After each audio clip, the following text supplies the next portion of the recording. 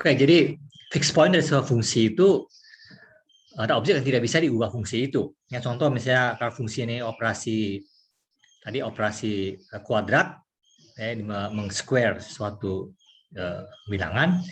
Jadi 0 adalah fixed point dari operasi square karena 0 tidak bisa diubah oleh square karena square dari 0 ya 0 juga.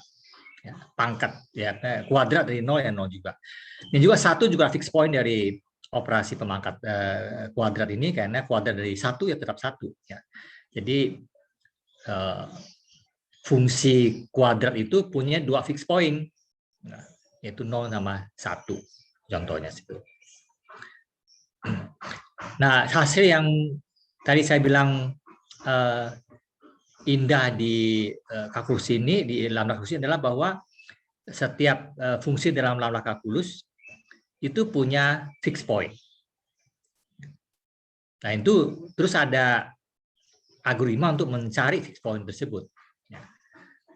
Kalau tadi fungsi kuadrat kan mungkin gampang kita mencari fixed point, tapi kalau fungsi yang rumit itu mencari fixed point-nya bukan hal yang gampang. Ya.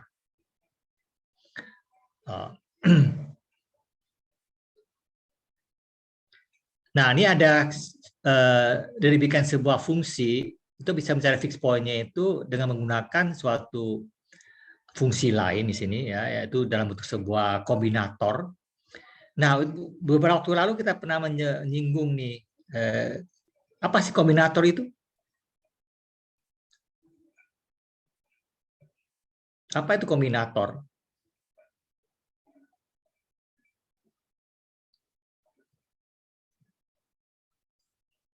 Kombinator itu lambda term yang tidak mengandung free variable. Jadi suatu term kalau variabel semuanya itu bound, itu dikatakan kombinator. Ya, jadi kombinator adalah term yang tidak mempunyai variabel bebas, semuanya variabelnya itu terikat. Nah, jadi ada satu kombinator Y, sehingga kemarin waktu itu ada kombinator Y itu satu bentuk yang coba dia kemarin waktu itu di mana slide-nya? Kombinator Y.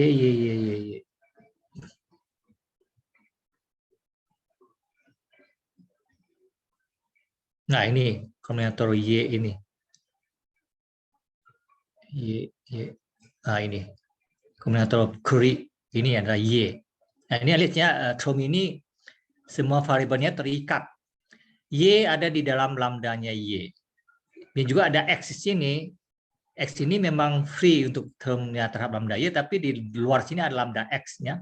Artinya semua variabel X sama Y ini semuanya terikat bound. Jadi ini adalah contoh suatu kombinator. Nah, kombinator istimewa ini ya termasuk nanti yang bisa dipakai untuk mencari fixed point dari term yang lain. Ya, ini yang saya sebut sebagai Y di sini. Y ini ada beberapa bentuknya. Ini salah satu tadi itu pakai nama itu yang temuan si Curie. Nanti ada lagi yang temuan Turing, ada lagi kombinator Y yang seperti itu. Jadi dipakai untuk mencari fixed point ini ya. Jadi diberikan sebuah term X, ya, kita bisa mencari fixed point-nya itu dengan menerapkan Y ke term tersebut. Nanti dia akan menghasilkan fixed point dari si term tersebut. Ya.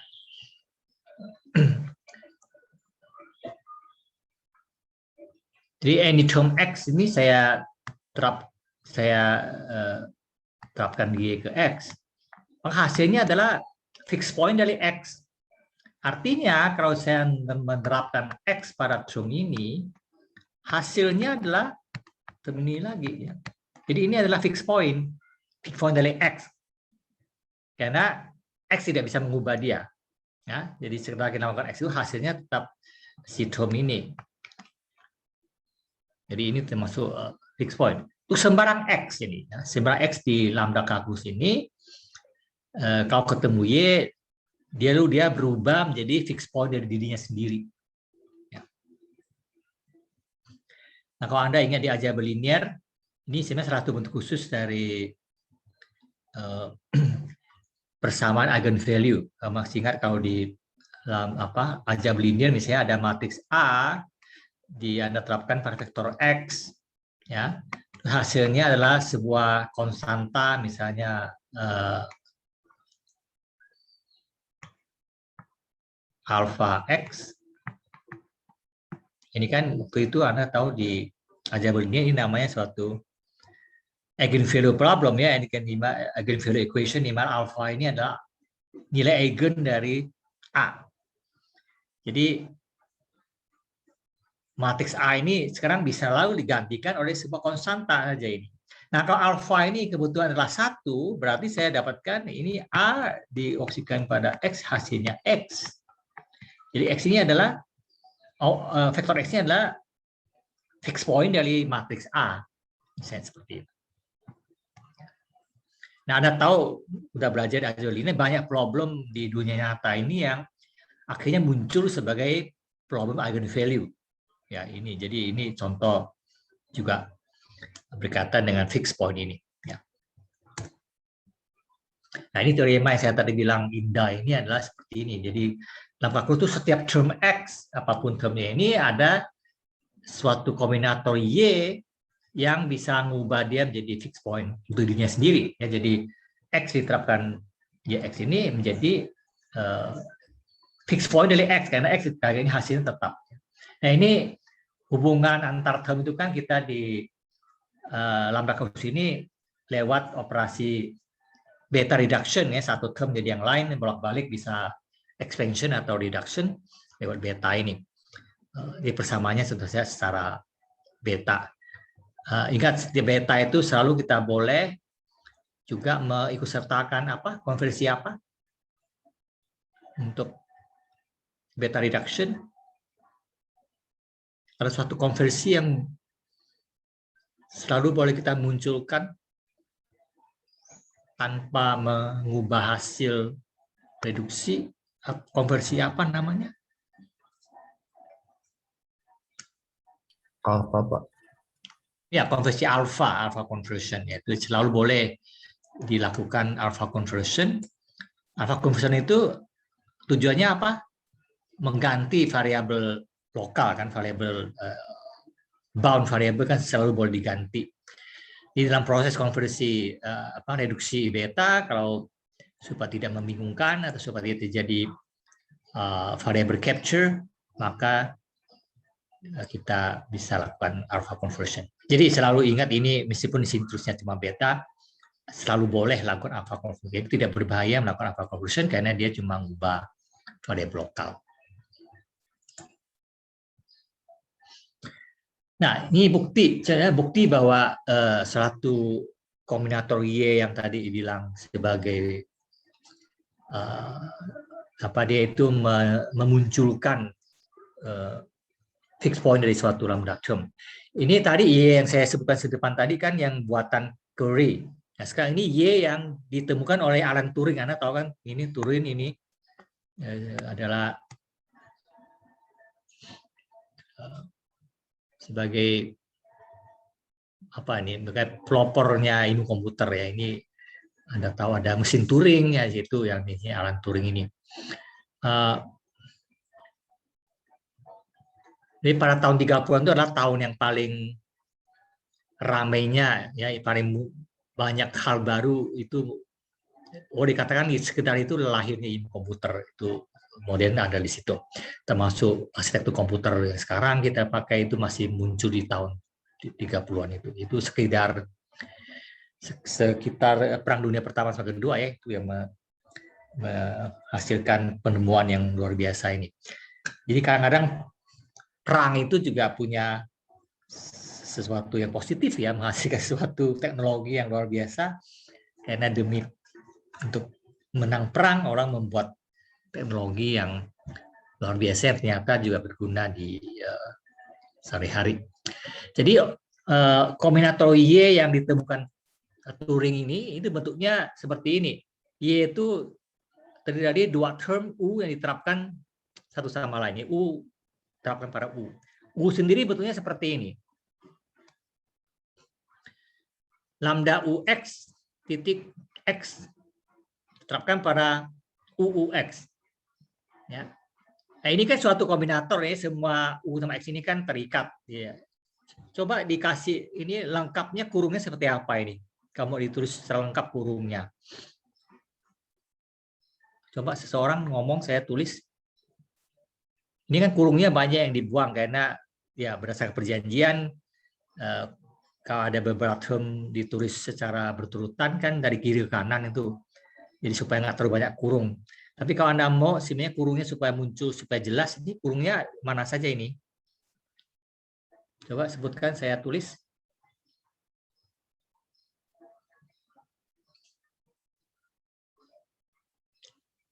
Ini bisa jadi soal ujian di UAS nanti minggu depan. Lengkapi kurung dari ekspresi lambda ini. Coba. Jadi by definition itu kan selalu ada kurungnya. Waktu kita menerapkan dua term.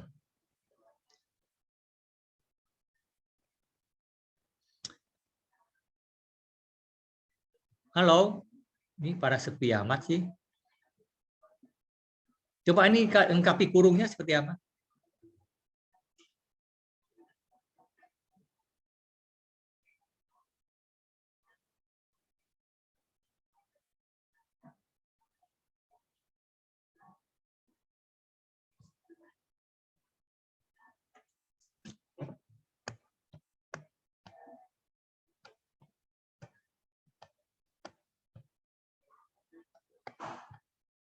Lambda UX itu sebenarnya lambda U, lambda X. Ya, ini jadi ada kurungnya. Titik. Nah, ini X. Diterapkan di sini UUX. UUX itu sebenarnya adalah U. Ya, diterapkan dengan U dulu, ini hasilnya diterapkan pada X. Ini ada kurungnya. Terus ini bisa kasih kurung lagi. Terus tadi lambda ini ada kurungnya. Lalu ini kasih kurung. Nah, ini kurung lengkapnya seperti itu. Ya. Jadi U terapkan U dulu, hasilnya terapkan pada X. Terus hasilnya ini ditetapkan oleh X yang di depan tadi. Ya, ini membentuk lambda term di dalam dengan abstraktornya lambda X. Nah, lambda term ini menjadi body dari lambda U di depan itu, yang term yang dengan variabelnya U. Jadi ini suatu kombinator karena ini tidak ada variabel yang free. Nah, kombinator ini didabelkan di sini UU ini, ya. Jadi ini menjadi Y ya, si turun ini. Nah, yang buktikan bahwa si Y ini adalah kombinator pembentuk fixed point. Coba kita terapkan sembarang X. Hasilnya itu ternyata adalah XYX. Berarti si X ini adalah fixed point dari X. Untuk sembarang X. Ya, berarti ini si YX ini memunculkan atau menjadi fixed point dari si X sendiri. Nah, buktinya ini coba turunkan di sini kan, ini makanya saya tadi suruh Anda keluarkan kurung-kurungnya supaya Anda tahu betul ini strukturnya ya. Ini kan Y itu UU ya, UU. Ya, saya cuma pertama kita ganti dulu U yang pertama ini ya, yang U yang kedua dibiarin dulu ini. Jadi kan U Y itu UU X ya, ini kan U X, ini mana Y kan UU. Nah, UU itu U kali U dulu kan, ini kan kalau dikasih kurung kan sebenarnya adalah U X kan ya, X itu di luar tadi itu. Nah, kurung kita buang, kita tahu maksudnya. Jadi yang pertama ini U yang pertama kita ganti ya, U-nya adalah lambda U lambda X ya, seperti yang saya tulis sini, ini X UU X ini. Jadi sebagian kurung dibuka yang dalamnya kurungnya tetap ditulis supaya nggak terlalu banyak kurung, karena kurung itu bikin sakit mata bacanya terlalu banyak. Ya. Nah, itu seperti ini. Ini kan berarti ini U yang pertama, pada U yang kedua, masih ini. Tapi U pertama ini kan bentuknya lambda. Lalu si U ini yang ini menjadi bisa lihat sebagai argumennya untuk U yang pertama ini. Nah, ini kan bentuknya suatu apa ini? Ini adalah suatu beta redox kan? Jadi bisa kita lakukan suatu proses beta reduction di sini. Yang U dulu.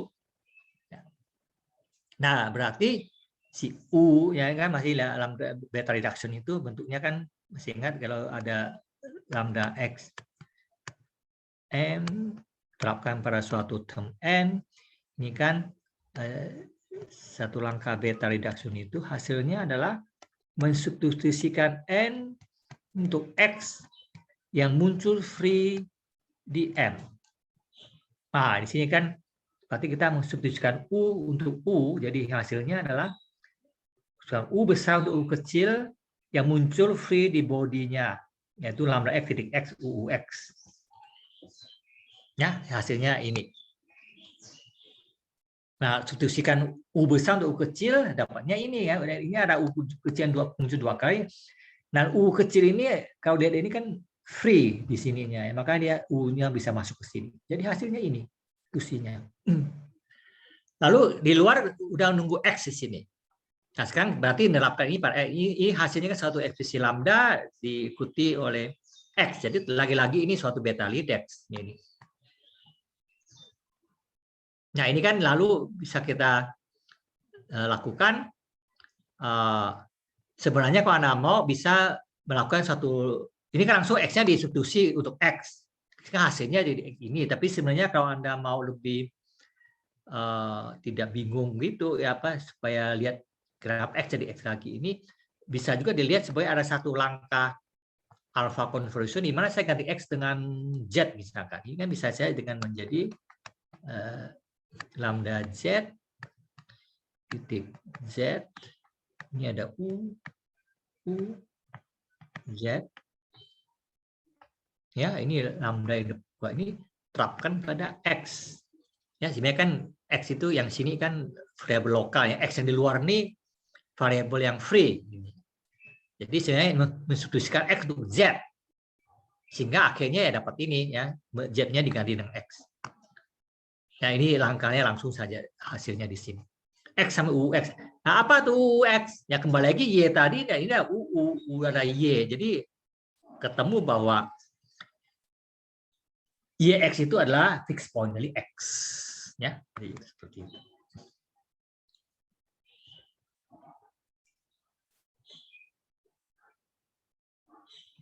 Apakah ada pertanyaan? Jadi ini contoh salah satu kombinator Y yang bisa mengubah suatu term X menjadi fixed point dari X itu sendiri. Ini yang temuannya Turing.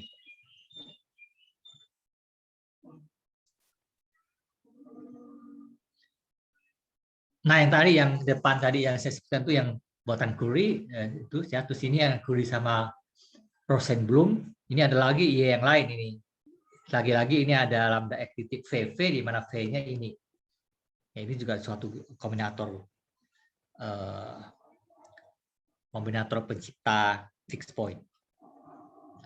Bisa dicoba. Nah, Anda bisa coba ini latihan ini berikan sebuah term ini lambda X Y titik XY, coba cari fixed point dari si ini lambda ini, term ini dengan menggunakan kombinator Y. Ada 3 tadi kan, yang bisa pilih salah satu kombinator Y. Anda bisa pakai yang Curie atau pakai yang Turing atau pakai yang tadi Curie Rosenblum untuk mencari fixed point dari lambda term ini. Ya. Anda coba jalankan dari pilih Y tadi, terus terapkan pada term ini, coba disederhanakan jadi apa. Ini adalah fixed point dari sini. Nanti coba buktikan. Nanti Anda ketemu sesuatu di sini, sesuatunya ini kalau diterapkan oleh term tadi ini tidak berubah. Ya.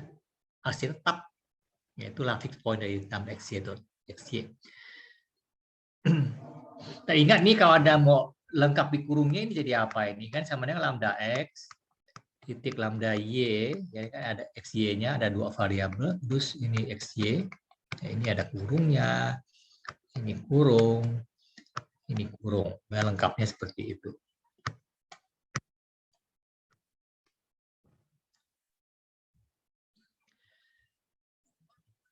Nah, pernah saya sebutkan dulu di awal bahwa lambda kalkulus ini sebenarnya ekuivalen dengan mesin Turing. Jadi apapun yang harus dilakukan untuk komputasi menggunakan komputer bisa dilakukan komputasi menggunakan lambda kalkulus. Nah, sini contoh berdua ini memunculkan konsep bilangan menggunakan lambda term.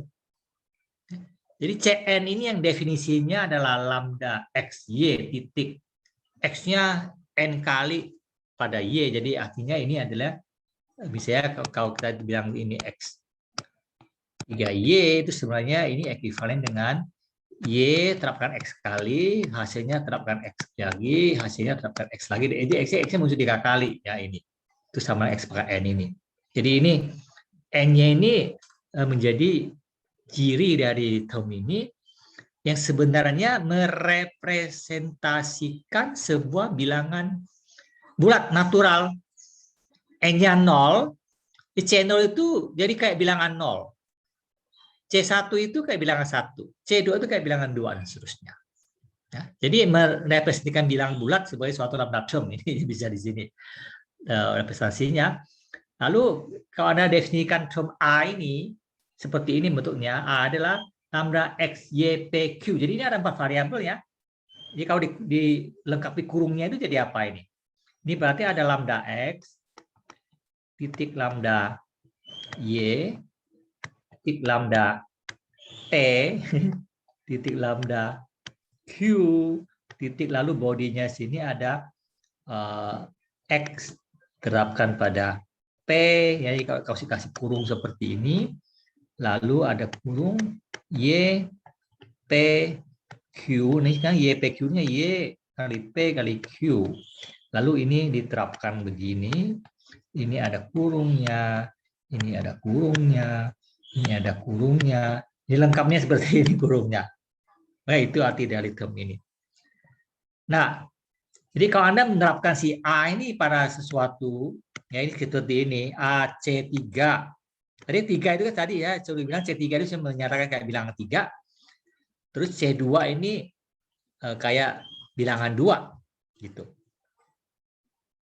Ini hasilnya apa ini kalau kita jalankan? Ini kan sebenarnya A terapkan pada C3, hasilnya terapkan pada C2. Jadi totalnya nilainya nanti Anda akan menghasilkan ternyata bentuknya itu kayak C lagi ini. C sesuatu nanti di sini itu. Nah, hasilnya akan sama C sesuatu. Coba C berapa Anda coba temukan. Nanti Anda bisa lalu memberikan interpretasi sebenarnya A ini apa. Fungsi apa sih A ini. Ya. Oke, silakan dicoba nanti. Oke, sampai sini apakah ada pertanyaan? Jadi bahan untuk lambda kalkulus sampai di sini. Ya. Lambda kalkulus sendiri masih banyak yang lain. Ya, ini kalau mau diteruskan sini ada macam-macam berbagai perkembangannya ini. Ini lambda kalkulus sendiri itu ada buku tebal-tebal yang cuma bahas lambda kalkulus sendiri dan berbagai cabang yang muncul di berbagai aplikasi di ilmu komputer. Termasuk untuk nanti yang software engineering yang berbasis formal method itu sekarang menggunakan type lambda kalkulus. Kalau tadi kita bicara yang variabel itu kan tidak ada yang punya tipe, kayak bahasa pemrogram itu kan ada tipenya. Variabel itu ada tipe integer, double, apa itu ada type. Nah ini nama kalkulus itu ada type lambda kalkulus, ya, dan seterusnya. Jadi macam-macam. Jadi apa yang saya bicarakan sejauh ini sebenarnya cuma hal-hal yang sangat mendasar, sebagian kecil dari lambda kalkulus. Nah, jadi kalau Anda nanti berkesempatan meneruskan ke proyek yang lebih besar, mungkin sekolah lebih tinggi, S2, S3, kemungkinan Anda akan perlu mendalami lambda kalkulus yang ini. Nah, seperti saya janjikan kemarin, akan coba melihat bagaimana lambda kalkulus ini muncul di bahasa pemrograman. Anda sudah kenal Python misalnya, itu dari awal Python itu lahir itu sudah ada lambda kalkulus di situ, ada lambda expression. Pun di Python agak sedikit terbatas, bentuknya hanya bisa ekspresi biasa. Anda sudah kenal mungkin di lambda ekspresi yang ada di Python. Di kalau Python itu ada kata lambdanya ya, sebagai salah satu reserve word di Python. Kita waktu mendefinisikan fungsi di Python kan pakai def, ya, terus diikuti nama fungsinya. Nah, kalau lambda ini bikin fungsi yang tanpa nama, ya, anonymous function seperti itu. Bentuknya seperti ini di Python dulu. Kata lambda, kemudian ikuti argumennya, ya, dipisahkan satu sama oleh koma. Kemudian ini ciri khasnya Python, banyak titik dua di sini. Kemudian ekspresi yang menentukan nilai dari si ekspresi lambda ini. Misalnya ini kita bilang lambda koma y, terus ini di 2, misalnya hasilnya adalah x dikali y. Nah, berarti ini si lambda ini mendefinisikan fungsi perkalian. X kali y misalnya. Atau pangkat ya, x pangkat y. Terus ini ya, termnya bisa apa saja. Jadi ini tersirat di sini adalah fungsi yang mereturn nilai ini. Nah, di batasnya di lambda calculus di Python itu tidak boleh ada kata return, tidak boleh ini, jadi hanya ekspresi saja yang memang pasti menghasilkan suatu nilai. Anda boleh pakai fungsi lain, memanggil fungsi lain boleh, tapi fungsinya mesti mereturn suatu nilai. Tidak bisa ada looping, ada perintah-perintah seperti di metode biasa atau fungsi biasa. Nah, ini kalian di Java bisa. Kalau di Python ini cuma ekspresi begitu saja. Nah, ingat ini adalah sebuah fungsi, jadi bisa menjadi nilai yang dikembangkan oleh fungsi lain. Ya, jadi fungsi bisa menggunakan fungsinya. Ini contoh di Python, misalnya kita def f dengan 3 variabel mereturn nilai ini. Sebenarnya kalau di pakai ekspresi lambda ini sebenarnya seperti ini, misalnya G ini lambda X, Y, Z, ya, sebagai itu nilainya ekspresi. Jadi fungsi G sama fungsi F ini sebenarnya sama. Ya, Anda lihat sini itu. Jadi ini cuma mendefinisikannya pakai ekspresi lambda. Ya. Jadi sebenarnya ini pun kalau Anda bukan dipakai ekspresi lambda, jadi apa? Berarti saya nama F itu ya sebagai lambda dari X, Y, Z. Ya, ini mereturn X plus Y kali Z. Ya, sebenarnya ini. Jadi kan yang di sebelah kanan ini mendefinisikan sebuah fungsi tanpa nama, terus dikasih nama F. Jadi yang dilakukan oleh def sebenarnya begitu, sama. Ya, bikin fungsi. Ya. Ya. Ini kan kalau kita tadi pakai lambda calculus itu kan lambda X, Y, Z itu. Mereturn X plus Y kali Z. Meskipun tadi di lambda calculusnya kita kan nggak ada plus, nggak ada kali. Jadi seperti itu lambda ini. Ya. Nah, coba kita misalnya bikin lambda ini tanpa diasen apa-apa. Ini kan bikin lambda fungsi tanpa nama, terus kasih argumen 2, 3, 4. Berarti ya 2-nya adalah X, 3-nya Y, 4-nya untuk Z. Lalu dihitung 14 juga. Ya. Dan tadi kita sebut lambda kalkulus kita ini adalah kalkulus yang no type. Jadi ini bisa saya kasih bilangan pecahan pun bisa saja, ya sama saja. Bahkan dikasih string juga oke ini, karena sini kan di Python itu plus sama kali ini bisa juga diterapkan pada string. Jadi ini kan X plus Y kali Z. Nah, X-nya ini adalah string ho, kemudian Y-nya ini string he, dikalikan dengan Z 3 kali. Nah, kalau di Python kali 3 kan berarti hihihi, kemudian depannya tambah ho, jadi hasilnya bisa. Jadi fungsi yang sama tadi ini inputnya bisa macam-macam, karena kalkulus lambda tanpa type di sini kalau di Python sini.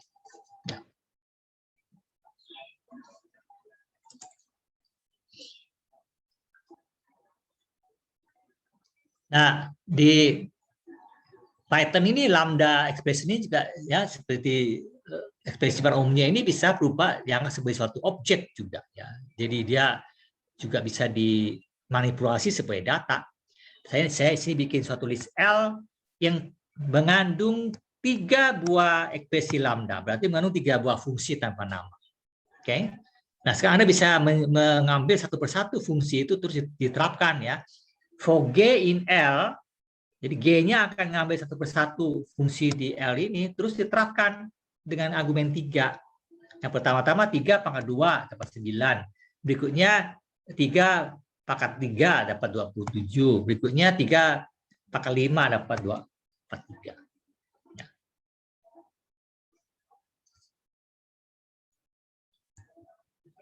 Nah, ini contoh lain penggunaan ekspresi lambda untuk memperingkas ungkapan event handling di Python. Ini pakai 3 inter.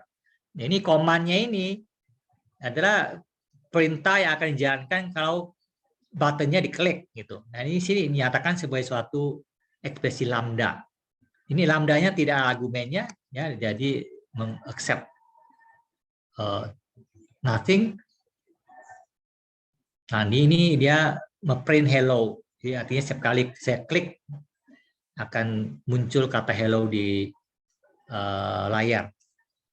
Ya, ini contoh penggunaan ini. Nanti saya akan contohin bagaimana penggunaan seperti ini di Java untuk bikin GUI pakai lambda expression, jadi lebih ringkas untuk event handlingnya.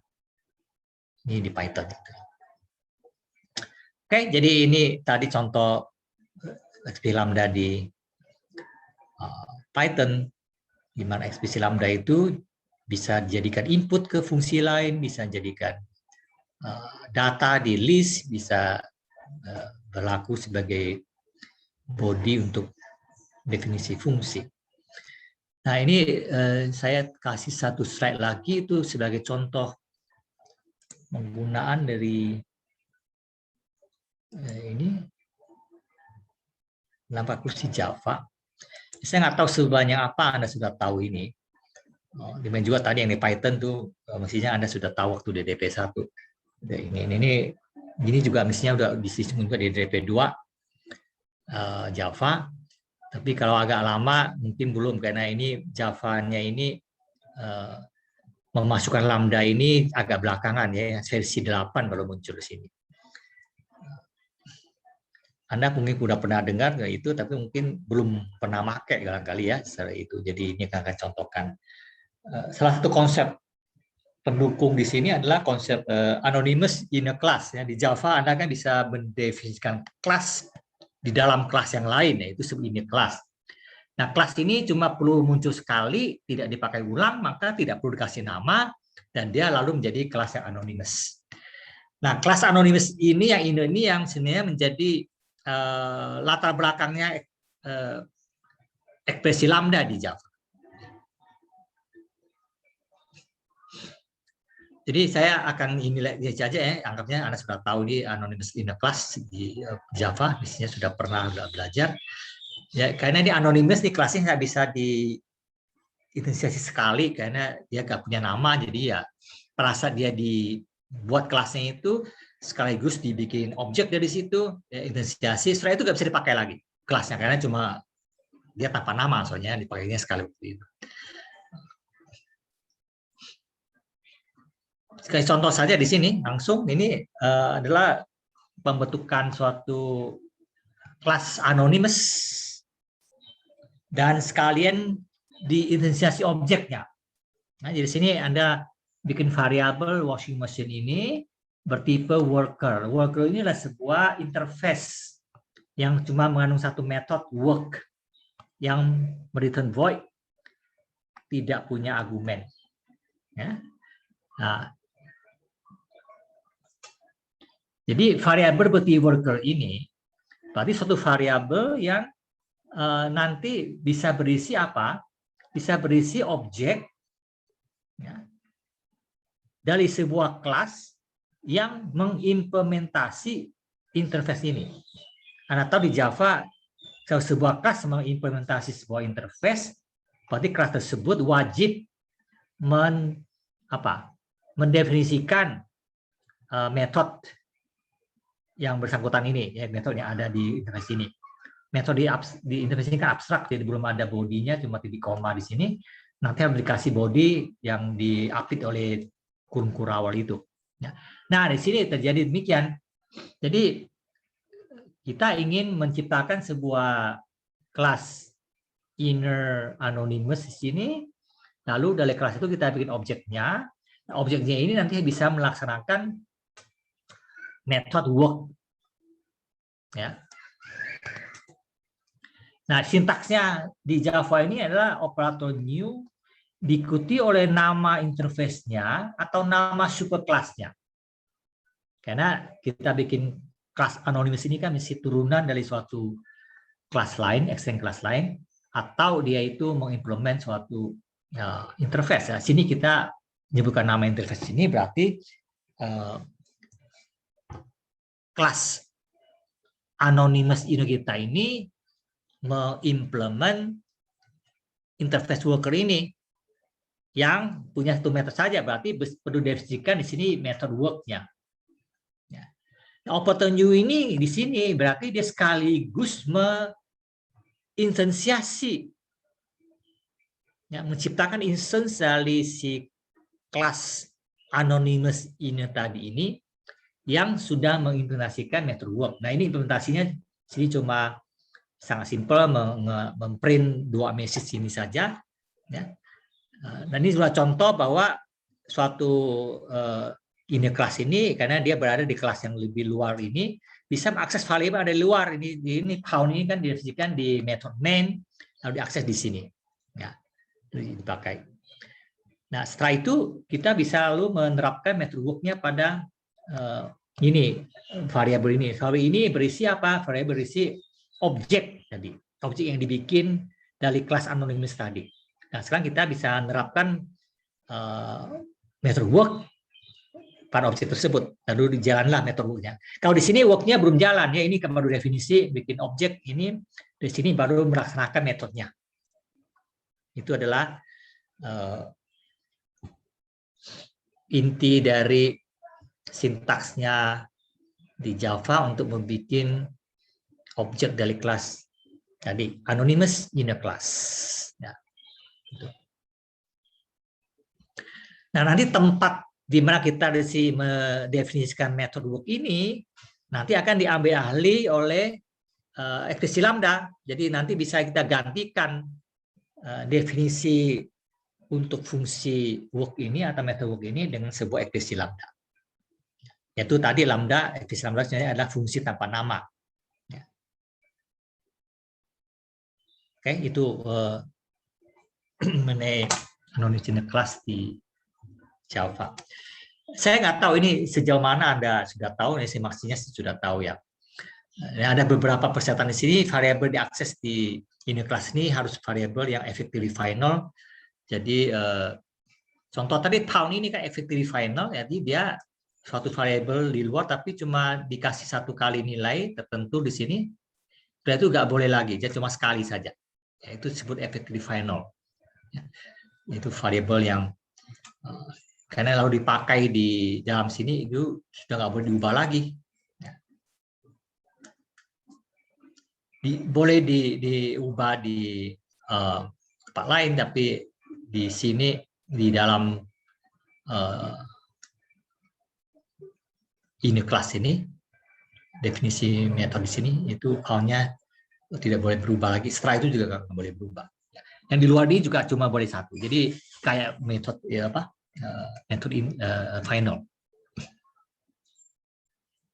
Nah, sekarang dengan latar belakang inner class tadi ini kita sekarang bisa mendefinisikan bagaimana konsep lambda expression atau lebih lengkapnya itu disebut sebagai lambda closure. Di closure itu ada suatu konstruksi dalam satu bahasa pemrograman yang punya environment tertutup. Jadi kalau variabelnya hanya berlari kayak Anda bikin body dari suatu fungsi, terus Anda bikin atau metode, terus Anda bikin variabel lokal, itu kan variabelnya cuma ada di luar, di dalam situ nggak bisa dilihat dari luar. Nah, ini sebenarnya membentuk suatu closure. Ya. Jadi dia membentuk suatu environment di mana segala sesuatunya itu terbatas di dalam situ. Jadi luar nggak kelihatan, cuma di dalam situ saja. Ya. Nah, lambda closure itu membentuk suatu closure seperti itu.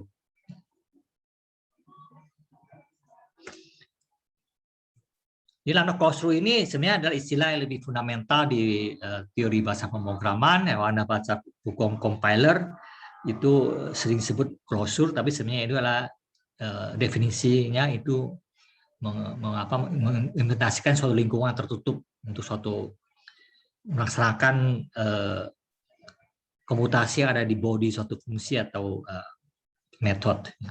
Jadi sini sering disebut lambda expression atau lambda closure, karena lambda expression itu nanti akan menciptakan suatu lambda closure, suatu closure seperti itu. Nah, beda dengan Python yang dari awal dirancang sudah ada lambda expression-nya, maka lambda kan salah satu keyword di Python. Tapi di Java enggak. Java itu versi 8, ya udah versi ke-8 baru ada lambda expression-nya. Jadi di Java itu lambda itu bukan keyword, ya nggak pakai lambda di Java. Nanti dia pakai operator yang bentuknya panah itu, ya. Hyphen kemudian tanda lebih besar itu nanti untuk membuat suatu ekspresi lambda menggunakan operator panah ini. Nah, lambda expression ini kan fungsi atau metode tambah nama. Tapi yang penting suatu metode itu kan kita perlu tahu argumennya apa, inputnya, terus return type-nya apa. Namanya sebenarnya nggak penting, bisa diganti-ganti. Ya. Nah, struktur yang menjadi penopang, yang menjadi penentu suatu ekspresi lambda itu inputnya apa, jadi argumen inputnya apa, outputnya apa, yang itu ditentukan oleh suatu interface. Nah, interface itu kan masih isinya cuma metode abstrak yang perlu diimplementasi. Jadi dia menentukan metode ini inputnya apa, outputnya apa, kan ditentukannya apa, itu ditentukan oleh suatu interface. Nah, ekspresi lambda ini kan kita misalkan suatu fungsi tanpa nama atau metode tanpa nama. Cuma satu. Jadi perlu ada kepastian si lambda expression ini punya inputnya apa, outputnya apa. Nah, itu bisa dilihat dari suatu function interface. Jadi setiap lambda expression itu selalu dikaitkan dengan sebuah interface yang cuma mengandung satu metode abstrak. Nah, interface seperti itu tuh namanya functional interface. Ya, interface yang cuma mengandung satu metode saja. Contoh interface seperti itu di Java banyak. Ya. Contoh, nggak tahu Anda kalau udah mencoba menemukan Java untuk multi threading, untuk paralel, itu ada satu interface namanya interface runnable. Nah, ini cuma ada satu metode run saja. Nah, ini contohnya adalah suatu interface yang fungsional, hanya punya satu metode saja. Ini bisa jadi interface yang menjadi konteksnya lambda expression. Contoh interface lain yang punya satu metode saja, misalnya waktu Anda mau ground GUI di Java X.Swing atau mungkin di Java LX juga, itu waktu Anda bikin objek, terus objeknya dikaitkan dengan suatu listener, ya kan? Artinya misalnya kalau button gitu, misalnya kalau buttonnya diklik, ada event terjadi pada objek tersebut atau pada button tersebut, lalu ada objek lain yang menjadi tukang respon, ya, yang menjadi handler, yang menjadi listener-nya, ya kan? Kita tentukan ini objek mana jadi listener-nya, yang akan mengeksekusi suatu metode untuk melakukan reaksi terhadap event itu. Misalnya kalau button ditekan, apa yang terjadi? Ya. Nah, ini kalau di Java Swing dulu Anda ingat itu, misalnya kalau button itu apa nama listener-nya? Action listener, ya kan? Action listener. Jadi objek yang menjadi handler ini harus mengimplement action listener. Nah, action listener itu di Java ini adalah suatu functional interface. Cuma mengandung satu metode saja. Ada ingat nggak? Si action listener itu mengandung metode apa? Ini nama sebuah interface ini. Ya, misalnya Anda bikin button, Anda mesti kelas yang menjadi respon itu mesti mengimplement action listener. Apa nama metodenya? Cuma ada satu di situ. Ada ingat?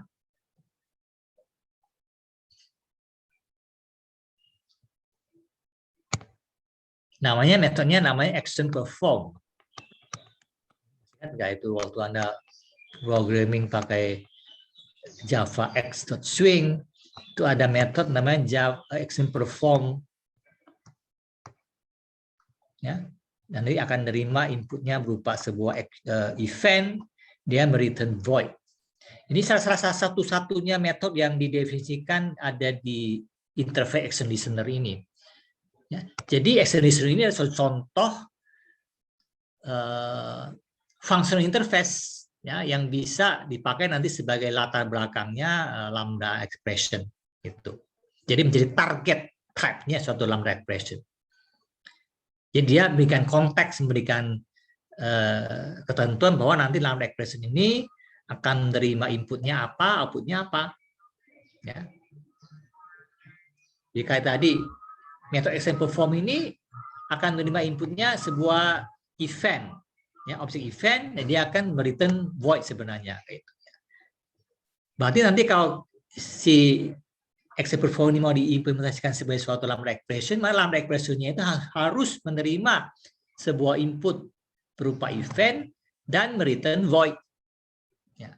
Kalau nggak kompatibel, nanti compilernya akan komplain, akan mengatakan ini error. Seperti itu. Nah, kelas yang mengimplement interface functional ini berarti hanya mengimplement satu metode saja, karena functional interface itu cuma mengandung satu metode abstrak saja. Nah, tipe-tipe yang misalnya kan setiap kelas itu namanya kan jadi tipe baru. Setiap kali Anda bikin kelas baru, nama kelasnya kan jadi satu tipe baru. Setiap kali kelas Anda mengimplement suatu interface, nama interface juga menjadi nama tipe. Nah, function interface itu kan cuma satu metode, maka seringkali disebut function interface itu sebagai tipe SAM, same type. Same singkatan dari single abstract method. Karena ini dikaitkan dengan interface yang cuma mengandung satu metode abstrak saja. Ya. Nah, ini lengkapnya sintaks untuk bikin ekspresi lambda di Java. Kalau di Python kan pakai kata lambda. Nah, di Java nggak ada ini kata lambda. Bukan disebut di Java.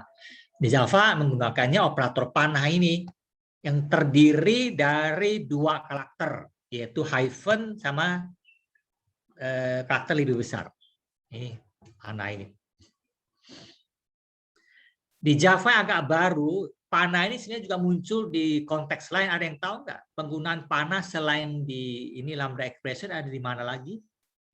Di Java yang baru.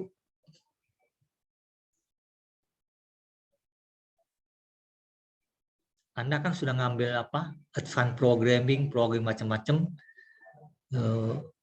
Sempat belajar nggak ini di Java yang nggak baru itu?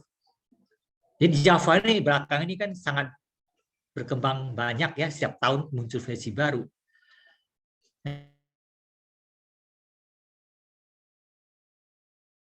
Di switch, ekspresi switch ini masih ingat di Java itu ada switch expression.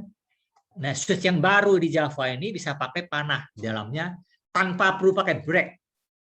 Nah, coba dicek nanti itu. Jadi kita akan lihat aplikasi ini untuk membentuk ekspresi lambda. Jadi yang penting di sini Java ini katakan, oke, saya punya operator ini, sebelah kirinya itu adalah parameter dari si ekspresi lambda. Jadi parameter untuk fungsinya. Yang sebelah kanan itu bodinya. Jadi dipisah oleh tanda panah ini. Contoh misalnya kalau kita tulis kurung panah 1, 2, 3 berarti bikin fungsi yang tidak terima argumen apapun, mereturn sebuah nilai. Ini nilainya 1, 2, 3, 4, 5. Terus saya bisa juga bikin juga ekspresi lambda kayak gini, X, Y. Nanti dia return misalnya X kali Y tambah 7, misalkan itu. Ya, ini berarti ekspresi lambda-nya itu akan mengambil dua input, terus dikalikan dan plus 7. Jadi ini left hand side-nya adalah parameter, right hand side-nya body. Tapi di Java nanti body-nya itu juga bisa berupa suatu metode lengkap dia dengan kurung kurawa, dalamnya boleh ada for loop, while loop, pokoknya segala macam perintah yang kita bisa muncul di metode itu bisa muncul di sini. Beda dengan tadi di Python yang cuma sebuah ekspresi, tapi di Java ini bisa berupa suatu body lengkapnya metode.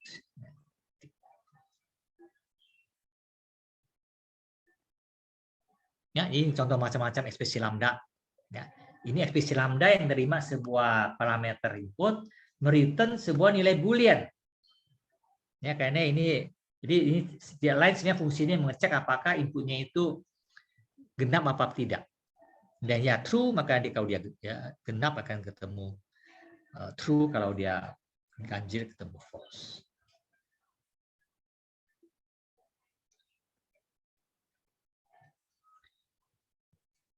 Ya, jadi setelah lengkapnya ini sintaks untuk bikin ekspresi lambda di Java itu bisa lengkap, ya. Kurung, kemudian kita boleh kasih parameternya banyak, dan masing-masing parameter di depan itu boleh ada tipe. Ya. Terus return-nya berupa suatu ekspresi atau berupa suatu body lengkap metode, ya, ada kurung-kurung awalnya dengan berbagai statement yang ada, boleh pakai loop, boleh pakai apa saja, termasuk malah untuk bikin exception, handle exception, throw exception, segala macam bisa.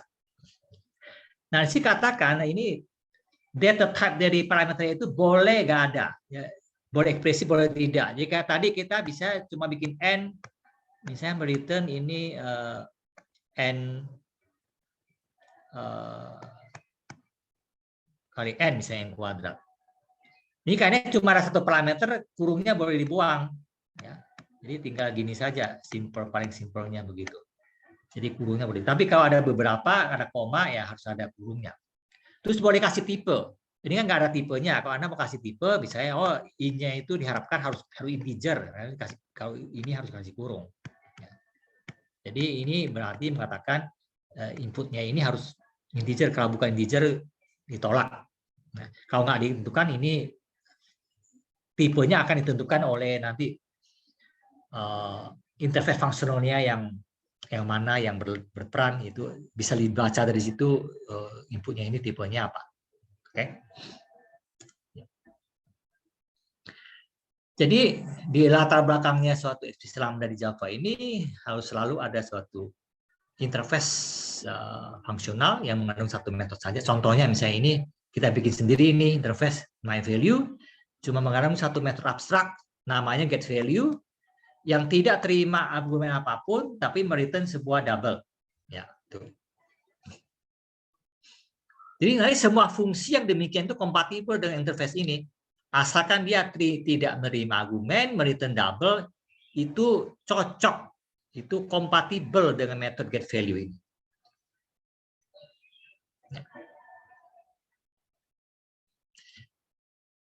Nah, lalu metode interface functional ini beserta dengan metode tunggalnya ini yang berupa satu metode abstrak masih perlu diimplementasikan, itu menjadi bisa menjadi target dari sebuah lambda expression. Ya. Dia menjadi konteks untuk memberikan ini pengertian dari lambda expression ini. Ya. Jadi contoh lambda expression yang kompatibel tadi, ya, dia tidak terima input apa-apa, nanti misalnya mereturn sebuah nilai kata tadi 15.5. Ini cocok ini kan sebuah double, ya, ini. Atau Anda punya input ini mereturn sebuah metode ini dengan berbagai macam statement, ya, akhirnya mereturn sebuah nilai double, cocok juga dengan metode ini. Ya, jadi ada berbagai macam ekspresi lambda yang cocok di sini. Tetapi tidak cocok kalau Anda kasih argumen di sini, misalnya X terus sesuatu di sini, ya ini sudah nggak cocok dengan ini karena ini mengatakan si metode ini harus menerima sebuah argumen, tapi ini kan enggak. Nah, ini nggak cocok nih kalau dengan ini, dengan interface ini. Ya. Compilernya akan mengatakan ini error. Cocok.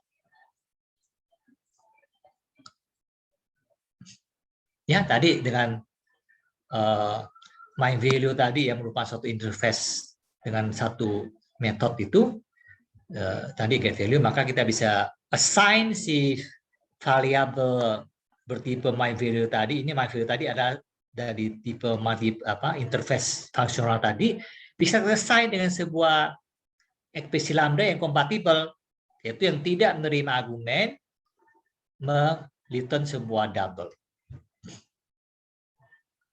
Nah, itu di assign ke my value. Jadi kalau ditanya sebenarnya my value ini isinya apa? Menurut Anda ini my value ini isinya apa? Jadi kalau ini bisa digabung, misalnya ini kan jadi satu statement, Anda bilang ini my value, tadi adalah sebuah nama dari sebuah interface functional tadi, terus ini variable my val, kita assign dengan sebuah ekspresi lambda, ini yang sangat simpel ekspresi lambdanya, misalnya.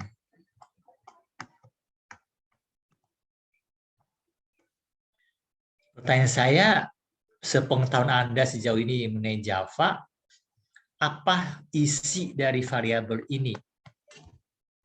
Berisi apa? Kalau Java kan ada tipe primitif, ada tipe if reference. Nah, ini tipe reference ini. Kalau Java saya tulis misalnya in i sama dengan 25. Apa isi dari variabel i? Ya nilai 25 kan? Karena tahu kalau di Python kan demikian. Kalau di Python Anda tulis i sama dengan 25 di Python, apakah i itu isinya 25? Enggak. Kalau di Python, i itu bukan berisi 25. I berisi alamat dari suatu objek yang merepresentasikan 25. Jadi kalau di Python tuh gambarnya ya seperti ini. I itu, ini i itu berisi reference, berisi alamat dari objek 25 yang simpannya di tempat lain. Kalau di Java ini variabel i isinya 25 di situ, di memori i-nya itu. Kalau di Python enggak itu. I-nya sebenarnya adalah reference ke suatu lokasi memori di mana di situ isinya 25. Jadi kalau ditanya di Python ini isinya apa? Bukan 25 sebenarnya, alamat dari objek 25 ini. Kalau di Java, integer i isinya 25. Nah, pertanyaan saya tadi, my value, my val equal to ini ekspresi lambda, apa sebenarnya isi dari variabel val ini? Coba seseorang coba jawab, saya pengen tahu ini. Ini jawaban Anda ini akan sangat penting untuk saya untuk mengetahui sejauh mana Anda mengerti persoalan di Java ini yang dalam konteks ada tadi depannya sebelum ini kan kita bahas apa tadi anonymous in a class gitu ya segala macam itu. Nanti setelah saya punya Marvel ini saya bisa mengeksekusi method get value ke dia. Dimana method get value itu kan tadi definisikan di interface my value itu. Jadi my val ini isinya apa ini?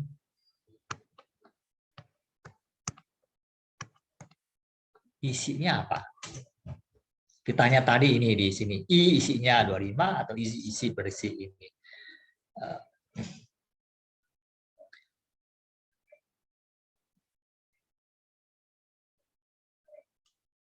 Ini lagi di Java ini ya, kalau saya tulis string, ini Java ya, string s, terus ada assign di sini misalnya ABC. Apa isinya s? Coba Rasaka, halo? Rasaka masih ada? Saya lihat nama kamu ada, tapi orangnya nggak ada. Palito. Ya, Pak. Oke, ini Rasaka sudah menghilang. Sekarang Palito, ini kalau di Java Anda tulis string s di-assign dengan ABC string ini, S itu isinya apa sebenarnya? String ABC-nya. String ABC-nya. Muat di situ. Variabel S itu itu sebuah variabel isinya kan cuma sebuah nilai.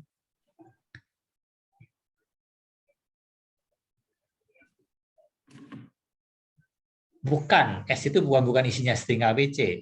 S itu isinya sebenarnya apa?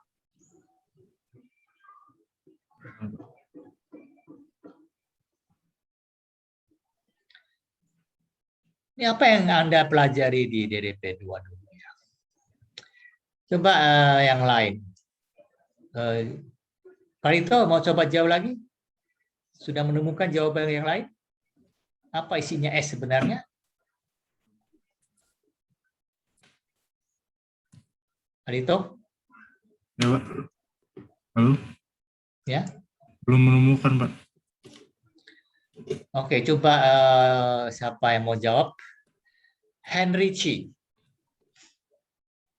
Henry Chi ada? Ini juga makhluk misterius. Seringkali nggak ada. Ada juga namanya saja, orangnya nggak ada. Iya Pak, halo. Ya, oh Anda atau orangnya. Dengar pertanyaan saya tadi? Kurang terdengar Pak. Kurang terdengar, karena kamu nggak mendengar, entah kemana. Ini saya tanya ini, di Java ada terus string S sama dengan ABC ini variabel S itu sebenarnya berisi apa? Di bawah sini.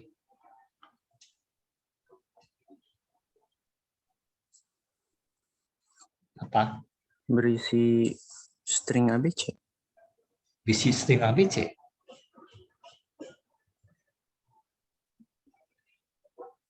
Ada yang lain mau jawab? Jadi itu yang Anda pelajari di DP2, ya parah banget ya. S itu isinya bukan string ABC. Pointer gitu, Pak. Pointer, berisi alamat, berisi reference. ABC itu suatu string yang mesti ditaruh di suatu lokasi memori. Bisa, ini kan cuma ABC, tapi kalau stringnya panjang sekali, bagaimana? Muat semua di variabel S itu? Enggak. S itu coba berisi alamat, berisi pointer atau istilahnya atau reference. Dan lokasi memori di mana di situ mulainya terletak variabel ABC apa string ABC itu. S itu bukan stringnya tapi alamat dari string itu. Alamatnya yang diisi ke situ. Nanti kalau saya lalu assign S dengan string yang lain, nah ini kan si alamat ini ganti dengan alamat dari string baru itu. Tapi kalau jadi string itu kan bukan tipe primitif di Java. Di Java itu Anda perlu membedakan antara tipe primitif sama tipe yang reference ini. Kalau integer seperti ini, iya betul, ini berisi nilai 25, itu tipe primitif. String itu bukan tipe primitif, itu tipe kelas, tipe reference. Jadi variabel itu isinya itu alamat dari objek, bukan objek itu sendiri. Ya. Anda bikin suatu kelas, terus Anda bikin variabel kelas itu, Anda assign dengan suatu new bla bla bla, itu sebenarnya kan variabelnya berisi alamat dan objek itu, ya bukan objeknya, alamat objeknya, atau istilahnya pointer kalau di bahasa C++. Nah, jadi sini kembali ke pertanyaan saya tadi ini, my value tadi ini yang di kiri ini adalah sebuah interface. Terus ini my val, ini variabel ya huruf kecil m ini, terus saya assign dengan suatu ekspresi lambda. Nanti my val ini isinya apa?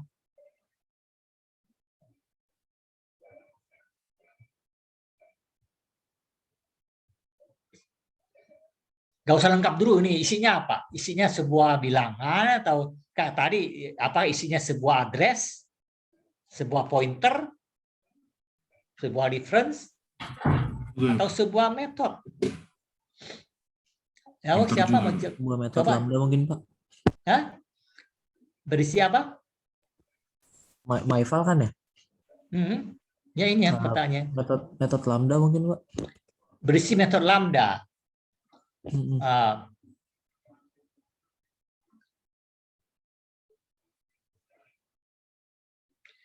Ya tidak gitu ya. Bukan, jadi metode itu nggak bisa diisikan ke suatu variabel. Jadi sekali lagi ini variabel dengan tipe my val itu kan tipe dari suatu interface. Interface itu di Java sebenarnya suatu kelas.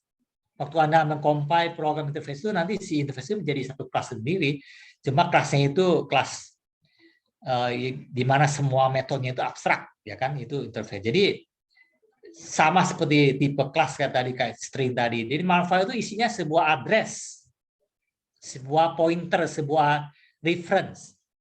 Sepertinya sekarang dia berisi address dari apa? Nah, tadi ada coba menyinggung apakah address dari metode ini. Bukan. Kalau di Java itu metode itu supaya bisa dipakai butuh apa?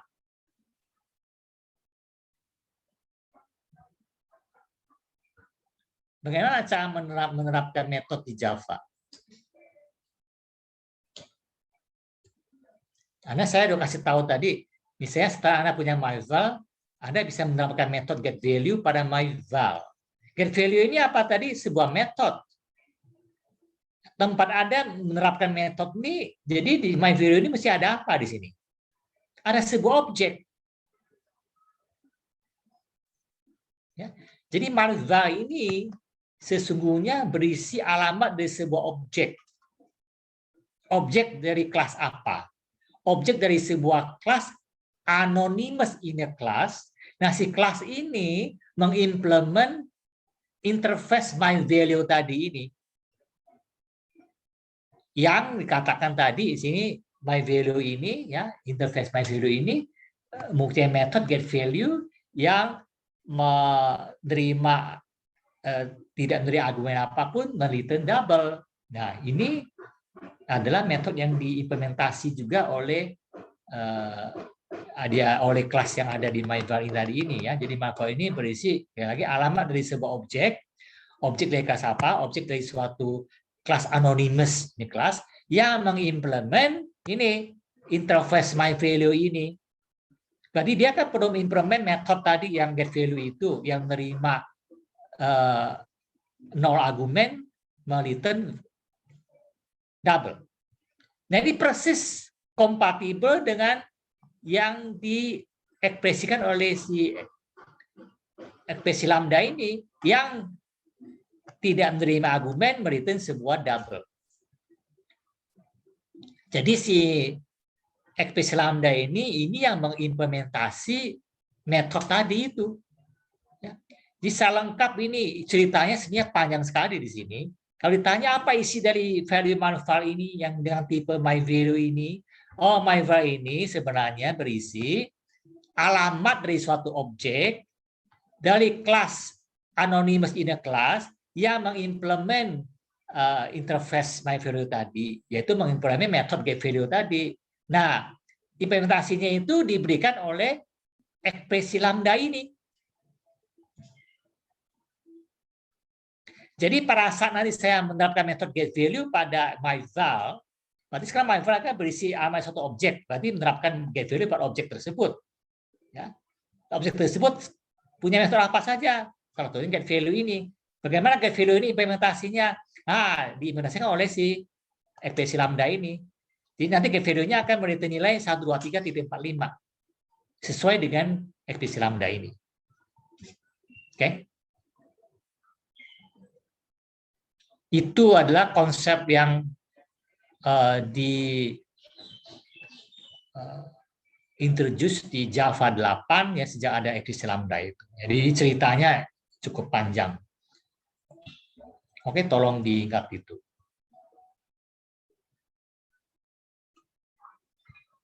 Ya, Anda lihat setelah tadi myval sudah jadi, ini di atas ini, jadi kita basic myval, nanti myvalnya bisa dieksekusi ke getValue, nanti memberikan nilai 12345 itu.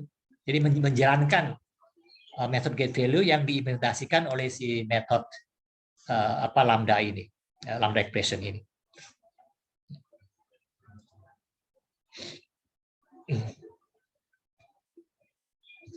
Ya, ini yang saya tulis biru ini yang barusan saya omong berkali-kali, tolong dicamkan, ini inti konsep dasar dari ekspresi lambda di Java yang dikaitkan sama suatu function interface. Ya. when a lambda expression occurs, ya, apabila suatu ekspresi lambda muncul dalam suatu target type context.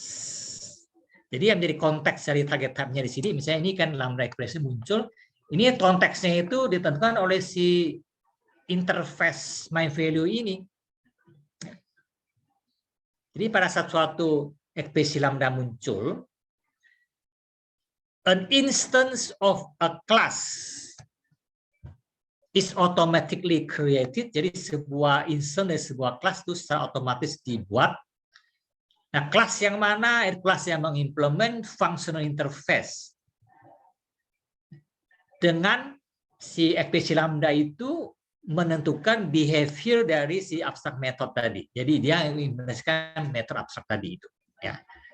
Nanti kalau metodenya dipanggil melalui targetnya lewat myfile tadi ini, maka ekspresi lambda itu dieksekusi. Ya. Jadi setiap kali Anda melihat ekspresi lambda di Java itu, Anda mesti ingat bahwa itu ada sebuah objek yang akan melaksanakan metode yang ditentukan oleh si ekspresi lambda itu. Jadi selalu ada suatu objek dikatakan suatu ekspresi lambda. Jadi mau dikatakan suatu ekspresi lambda itu sebenarnya mendefinisikan sebuah objek. Jadi belum dieksekusi metodenya itu. Nanti kalau kita menerapkan metodenya pada si objek ini baru dieksekusi. Nah, metode ini jalannya seperti apa? Jalannya ditentukan oleh si ekspresi lambda itu. Ya, itu. Ya, jadi selalu kalau melihat suatu ekspresi lambda berarti teringat ada satu objek anonymous itu di belakang situ yang akan menjalankan metode yang diimplementasikan oleh si ekspresi lambda ini. Jadi ini katakan bahwa lambda expression give us a way to transform code segment into an object. Jadi setiap kali Anda melihat suatu ekspresi lambda, sebenarnya di situ ada sebuah objek tanpa nama yang siap untuk dijalankan, ya, yang siap untuk diaktifkan dengan suatu metode. Nah, metodenya itu namanya itu ditentukan di function interface, kemudian kelakuannya ditentukan oleh si ekspresi lambda ini.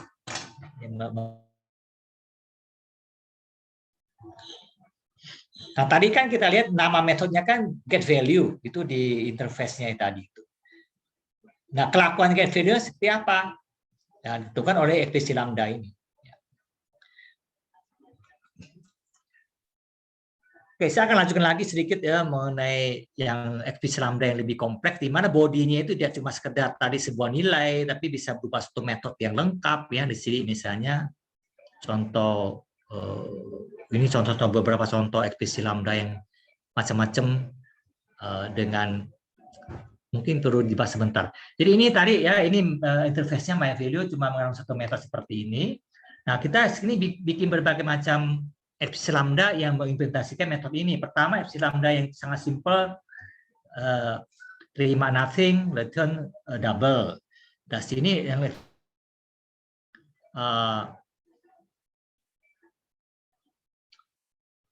yang menerima satu argumen, return seper dari argumen itu, jadi return reverse. Nah, sekarang ini berarti yang ini tuh tidak kompatibel sama tadi yang MyValue, tapi kompatibel sama yang MyPValue, yang parameter value, yang interface-nya itu menerima argumen yang tadi ini ya. Di sini ada interface ini yang tanpa argumen, yang satunya menerima sebuah double, return double. Ya. Jadi yang ini itu kompatibelnya sama yang ini. Yang kedua ini nanti kompatibel sama yang ini karena dia ini ada argumennya. Nah, Anda sini lihat kan N ini tidak diberi tipe. Tahu nggak tipenya apa sih argumen untuk N ini? Tahu, karena dia ini berkaitan dengan myParamValue. Nah, di myParamValue ini ada metode didefinisikan nerima double, return double. Jadi lambda expression yang ini itu akan terima sebuah double, return double. Maka nanti si myPValue ini bisa saya terapkan dengan sebuah bilangan double ini. Dan dia akan mereturn seper dari itu. Nah, contohnya nanti outputnya Anda lihat di bawah sini 0,25, 0,125. Nah, oke.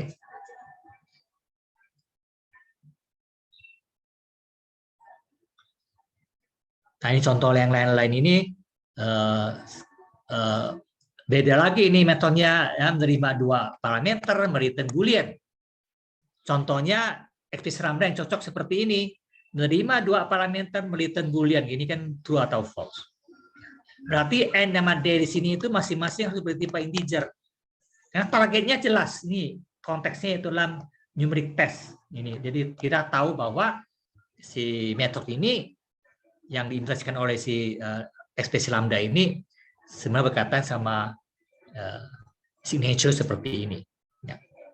Sekali lagi di belakang setiap ekspresi lambda ada sebuah objek anonymous yang mengimplementasikan sebuah kelas yang mengimplementasikan metode abstrak di suatu function interface. Jadi jelas kita bisa cari tahu inputnya, parameternya apa, returnnya, datanya apa. Ini compiler bisa cari tahu. Jadi kita di sini tidak menentukan inputnya, tipenya apa. Kalau Anda mau kasih inputnya, kasih tipenya juga boleh. Ini yang misalnya sini ditulis ini in. Bentar nih kok udah hilang. Ini saya. Apa itu? Pen saya udah nggak jalan. Stylusnya. Anyway, jadi ini Anda bisa taruh in di depan sini ya, apa double ya, atau in ini sesuai dengan tipenya itu.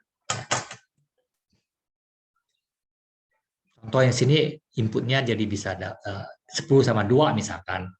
Hasilnya adalah true karena 10 bisa dibagi 2. 10 dengan 3 hasilnya false karena 10 mod 3 itu tidak 0 misalnya. Nah, XPS Lambda yang lebih umum itu bisa berupa body, contoh di sini. Ini sebuah XPS Lambda, ya, ini yang lihat ada sini yang warna kuning ini. Terima seluruh parameter n ini mereturn, ya, ini ada tanahnya itu, bodinya itu dibuka kurung kurawal ini sampai kurung kurawal ini. Ya. Ini ada sejumlah statement di dalam sini, termasuk ada for loop di dalam sini. Ya. Kalau diteliti ini sebenarnya for loop apa dikerjakan oleh metode ini adalah mencari faktor terkecil dari suatu bilangan n. Ya. Misalnya kalau menerapkannya dengan nilai 12, maka ketemu 2, karena 2 itu adalah faktor terkecil untuk 12. Kalau Anda masukin 11, faktor terkecilnya 11, karena 11 itu adalah bilangan prima, jadi pembaginya yang terkecil ya 11 itu. Ya. Ini contoh body dari suatu metode XPS Lambda yang bisa metode lengkap. Ya, termasuk ya ada return result ya, macam-macam di sini.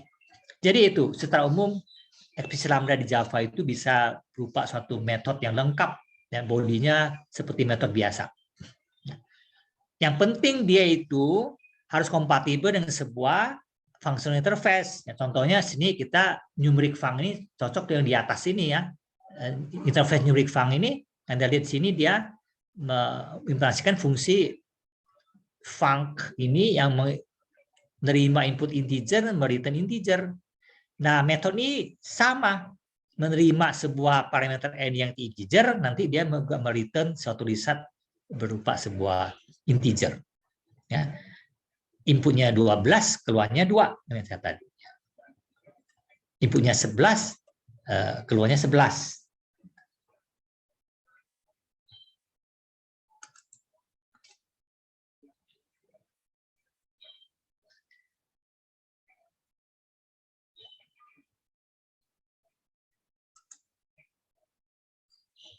Ya, tadi sini di chat ini ada yang jawab ya tadi yang alamat apa variable string itu berisi alamat dari di mana string itu berada. Jadi katakan tadi pointer ke karakter pertama ya.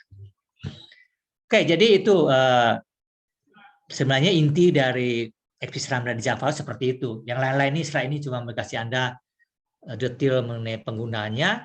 Jadi yang penting setiap kali Anda lihat XPS Lambda di Java itu selalu tanya mana interface yang fungsional yang diimplementasikan dia. Lihat itu fungsinya apa. Maka si XPS Lambda itu mesti cocok dengan fungsi yang diimplementasikan di situ. Ya, inputnya apa, outputnya apa. Ya, tergantung itu bodinya ngapain. Yang penting tipe argumennya harus cocok, outputnya sudah tertentu. Oke. Termasuk bisa juga interface yang mengandung parameter tipe ya, ini yang Anda tahu sebagai suatu ungkapan generik di Java ya. Contoh di sini misalnya ada SUMTEST bisa ada integer, berarti nanti inspektornya itu tipe inputnya itu integer. Kalau nanti double berarti tipe inputnya itu double, jadi bisa diganti-ganti seperti ini. Ya, itu generik gitu. Oke.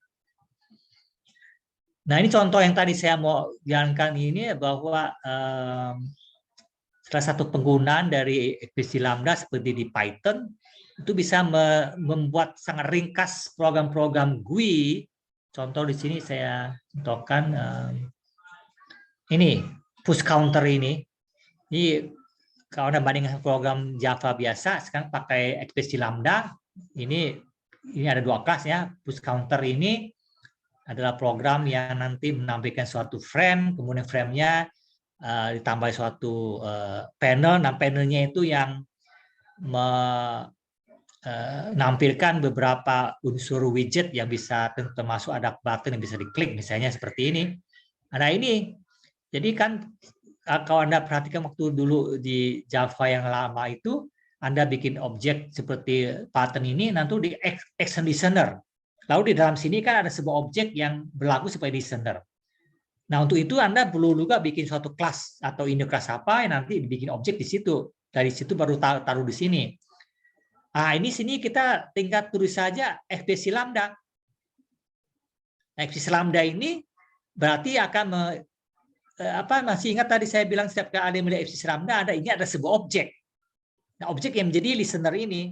Nah, objek yang menjadi listener ini berasal dari sebuah kelas, seperti apa? Kelas yang anonymous in a class yang mengimplementasikan suatu functional interface.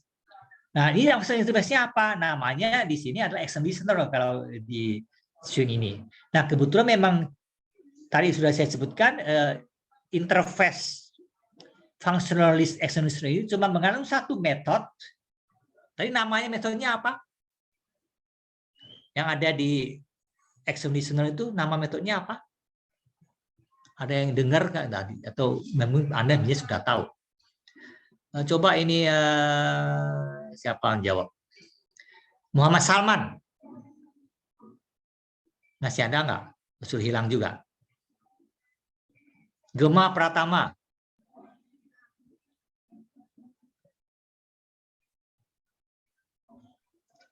Halo Pak ya. Ya, oke. Nggak masih ada. Jawabannya apa? Apa nama metode yang ada di interface action listener? Nama metode yang ada di action listener. Namanya nggak ada Pak. Itu lambda. Namanya nggak ada.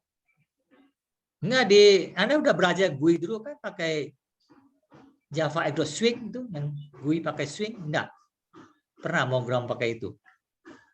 Waktu Anda DP2 kan belajar itu kan. Kalau Anda bikin button itu kan Anda perlu ada listener yang mengimplement interface namanya action listener. Nah, kalau mengimplement suatu interface itu kan mesti tahu metode apa yang ada di interface tersebut. Nah, interface yang namanya action listener itu mengandung metode bernama apa? Itu pertanyaan saya. Masa nggak ada namanya? Apa nama metodenya?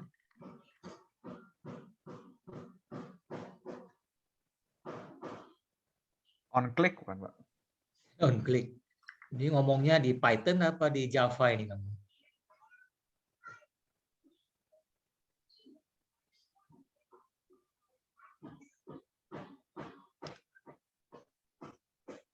Oke, dari sekian puluh orang di sini, ada yang ingat? Action perform, Pak. Action perform, iya itu dia. Action perform, itu nama metode yang ada di action listener itu. Nah, metode action perform itu kan akan otomatis dipanggil kalau orang ngeklik button itu. Ya kan?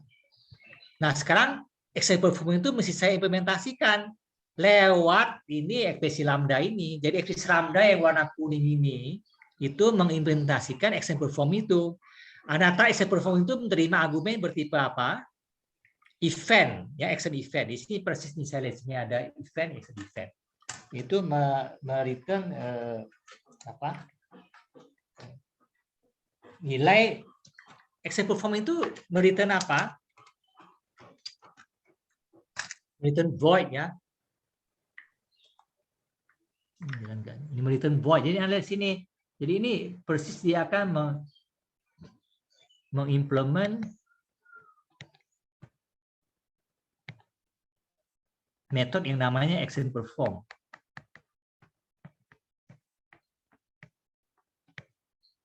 Nah, metode action perform itu salah satu metode di interface yang namanya action listener itu. Action perform itu menerima sebuah input berupa ini action event dan dia return void. Ya, jadi tidak return apa-apa di sini. Di sini kita lakukan apa? Menaikkan counter kemudian menampilkan dengan nilai baru. Maka nanti kalau setiap kali saya ngetik mengeklik button ini, ya ini nilai push-nya akan naik. Jadi si ekspresi lambda ini sebenarnya di belakangnya apa? Dia mengimplementasikan sebuah objek tanpa nama dari sebuah kelas yang mengimplementasi action perform ini. Dan implementasi metode ini ditentukan oleh ekspresi lambda ini. Gitu, ya. Karena apa yang ada add ini harus sebuah objek. Ya, harus sebuah objek kalau di Java ini harus sebuah objek. Jadi dia memang add extension ini kan harus sebuah objek di sini. Objeknya itu diwakili, direpresentasikan oleh ekspresi lambda ini. Jadi setiap kali ada ekspresi lambda sebenarnya itu nanti setelah selesai dikompilasi oleh kompilator, jadi itu ada sebuah objek yang akan berlaku sebagai listener. Listener itu kan objek yang harus bereaksi terhadap suatu event. Ya, kalau button ini saya klik, maka objek yang menjadi listener itu harus melakukan sesuatu. Nah, objek ini melakukan sesuatu, melakukan apa? Dia akan melaksanakan metode action perform yang sekarang ini diimplementasikan oleh ekspresi lambda ini. Oke, saya kira sudah cukup banyak ini yang saya cerita ini. Nggak tahu sebanyak apa Anda paham atau mungkin sudah bosan juga bagi yang sudah tahu. Demikian ini yang saya ingin sampaikan bahwa di Java baru ini secara full ekspresi lambda atau langkah kalkulus yang kita belajar teori itu diimplementasikan di Java ini. Ya. Nah ini nanti banyak sekali penggunanya, konsekuensinya beberapa library baru di Java itu sudah banyak menggunakan ekspresi lambda ini. Ya, termasuk kalau Anda sekarang mau pakai GUI Java X itu tidak lagi pakai model lama, ini semua diganti sama ekspresi lambda. Jadi sekarang ringkas. Kalau yang Anda bandingkan sama program lama ini mesti banyak sekali bikin kelas, bikin objeknya baru taruh di sini. Ini langsung saja ekspresi lambda. Ya, sangat simple. Ya kayak seperti di Python juga ada command-nya itu. Jadi sebenarnya command-nya Python itu seperti ini. Ya. Dan sini setelah itu saya kasih Anda beberapa contoh lain. Ini terus ada satu konsep baru sebenarnya mungkin nggak terlalu relevan di sini, yaitu Java juga bisa mengaitkan ekspresi lambda itu dengan suatu metode reference. Kalau tadi ekspresi lambda itu kan kita bikin suatu fungsi tanpa nama, metode tanpa nama. Nah, kadang-kadang kita untuk mengimplementasikan tadi yang functional interface itu menggunakan metode yang sudah ada di kelas lain. Nah, untuk mengambil implementasi metode di kelas lain menjadi implementasi metode yang kita mau di functional interface itu, tinggal kita sebutkan saja nama kelas dan nama metodenya. Nah, itu di Java dikenal sebagai metode reference. Yang reference artinya berisi alamat dari metode itu. Nah, itu notasinya baru lagi ini ada baru di Java belakang ini muncul notasi baru dengan titik 4. Mungkin belum ada yang pernah lihat atau ini ya Java lama nggak ada ini baru. Benar-benar notasi ini dengan titik 4. Nah, lihat kalau di Python kan titik 2, ini Java ini muncul dengan titik 4 ini. Titik 2. Ini untuk menyebut atau mengakses metode reference. Jadi cuma nama metodenya saja sama kelasnya. Karena itu misalnya contoh bisa metode statik oleh kelas mana. Jadi kita pinjam nih metodenya ini untuk mengimplementasi metode yang masih abstrak di suatu interface yang tadi itu. Yang tadi bisa kita lakukan dengan ekspresi lambda. Ya. Jadi ekspresi lambda sama metode reference itu adalah hal yang sebenarnya sama, ujung-ujungnya sama. Yang dipakai untuk mengimplementasikan suatu fungsi interface. Cuma kalau ekspresi lambda itu ada baru bikin definisi metodenya di situ karena ekspresi lambda kan mendefinisikan metode yang tanpa nama.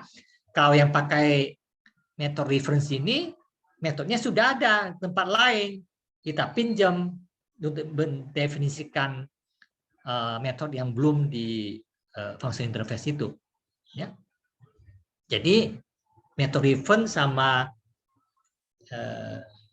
ekspresi lambda sebenarnya ekuivalen. Ya. Jadi di belakangnya sekali lagi ada sebuah objek dari kelas anonymous ya, yang mengimplementasikan sebuah interface. Nah, bagaimana mengimplementasikan interface itu? Bisa pinjam metodenya dari kelas lain pakai metode reference atau bisa pakai lambda expression. Itu dia. Udah, itu konsep yang paling mendasarnya di situ. Lalu ini contoh macam-macam bagaimana menggunakan metode reference-nya itu. Ya. Ada di sini ada contoh saya tulis pakai kuning ini metode reference ya itu. Jadi misalnya ngambil metode is prime dari kelas myImPredicated. Ambil metode is odd sampai ini ya seperti itu.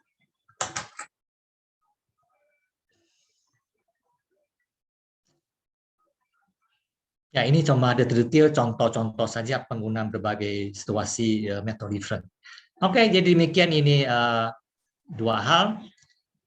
Satu hal termasuk ini konstruktor juga bisa jadi reference. Ya, jadi Anda bisa menggunakan konstruktor dari suatu kelas sebagai reference untuk mengimplementasikan objek dari tadi yang kelas anonymous itu. Ya, bisa menggunakan. Jadi pakai ini ada sintaksnya ini dua menu. Nah ini reference ke konstruktor. Ya. Konstruktor kan juga suatu metode kan, jadi bisa dipanggil seperti itu. Ini contoh penggunanya. Ya. Nah di Java yang baru ada package ini Java Authoritative Function ini ada kumpulan sejumlah functional interface yang tinggal dipakai saja. Nah, ini lalu muncul di paket-paket lainnya ya belakangan di Java muncul untuk ya terutama untuk pemrosesan data besar, big data maupun untuk yang multi-core programming, parallel programming itu menggunakan konsep karena ya apa fungsi-fungsi yang atau metode kita definisikan pakai metode reference maupun lambda expression ini bisa dilakukan satu sama lain secara independen secara objek itu. Jadi dia sangat mendukung ide paralelisme. Ya, paralelisme itu ditunggu di situ. Jadi sebenarnya kalau Anda mencoba menelusuri paket-paket Java yang baru, itu sangat banyak Anda akan menemukan konsep mengenai lambda expression, metode reference, ya hal-hal seperti itu. Itu dia yang saya ingin Anda sadari bahwa lambda calculus ini diangkat kembali di Java mulai versi 8. Oke, sorry agak lama waktunya lewat sedikit dari yang kita rencanakan, tapi inilah kuliah terakhir, jadi ya demikian. Selasa depan itu UAS-nya, jangan lupa. Dan sifat ujiannya seperti waktu yang UTS dulu, Anda join pakai Zoom dengan kamera harus on, nanti kerjanya langsung di scale, tidak perlu pakai submit karena langsung apa yang Anda tulis nanti akan tercatat. Kalaupun terjadi masalah koneksi, nggak masalah, tinggal dikoneksi lagi, apa yang Anda kerjakan tidak hilang karena bisa langsung diteruskan, semua sudah tercatat. Demikian. Kemudian bagi yang kemarin UTS-nya kurang baik nilainya, kalau UAS-nya lebih bagus, nanti nilai UAS bisa menimpa UTS. Nilai UTS. Oke, demikian. Apakah ada pertanyaan? Ya, coba ya disimak lagi materinya, dipelajari. Kalau ada pertanyaan bisa kirim email ke saya atau bisa minta ketemu lewat Zoom, bisa juga. Silakan. Di sini ada beberapa chat, apakah ada yang... Ya, kadang-kadang ini saya tanya tapi nggak dijawab. Saya nggak tahu apakah karena Anda nggak jawab, apakah karena mic-nya nggak hidup, jadi susah ini. Jadi mungkin ada yang jawab di sini, ya betul, except perform dijawab ya, benar. Yang kayak tadi pertanyaan saya. Karena ini ya kuliah ini udah terakhir, tapi ya ini kuliah online seperti ini, interaksi gitu, kalau saya ngomong yang lainnya diam saja, saya nggak tahu. Karena saya tidak melihat muka Anda, kan ini kebanyakan kan ditutup, entah ada apa di situ, enggak ya. Bukan umumnya kan pada nggak ada itu pergi, cuma login terus hilang, atau makan sama sekali juga tidak ya, mendengarkan, ya terserah. Anyway, jadi ini kuliah terakhir, kita ketemu nanti minggu depan untuk UAS.